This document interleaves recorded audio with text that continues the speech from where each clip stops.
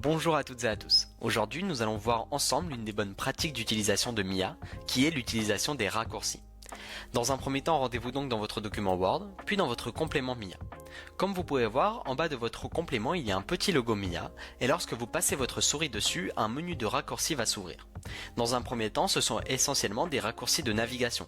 Donc plutôt qu'utiliser votre menu déroulant en appuyant sur le bouton en haut à gauche, puis en allant dans les bonnes sections, vous pouvez utiliser ces raccourcis pour naviguer au sein de Mia. Vous pouvez alors aller dans Documents, Notes, Analyse documentaire ou revenir dans votre assistant Mia, et cela en un seul clic. De la même manière, il est également possible de sélectionner du texte, donc dans mon document Word. Ici, je vais sélectionner la partie conclusion, donc le titre conclusion. Deux nouveaux boutons vont alors apparaître dans mon menu de raccourci.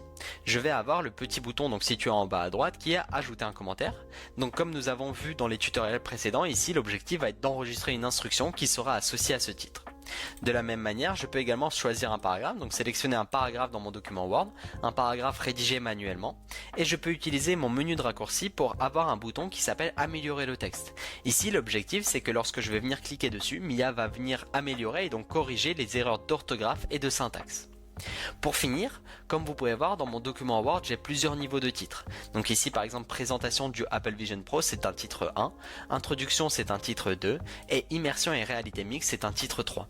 Lorsque je vais venir sélectionner une partie qui possède plusieurs niveaux de titres, puis que je me rends dans mon menu de raccourci, j'ai deux nouveaux boutons qui s'appellent modifier le niveau de titre.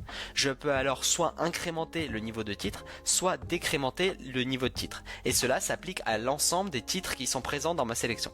Par exemple ici, si je choisis de décrémenter les niveaux de titre, on peut voir que tous mes niveaux de titre ont été baissés de un niveau. Donc ici, on est passé au titre 2, puis titre 3 et enfin titre 4.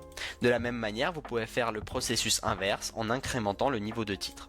Cela permet de faciliter la gestion de niveau de titre dans l'ensemble du document.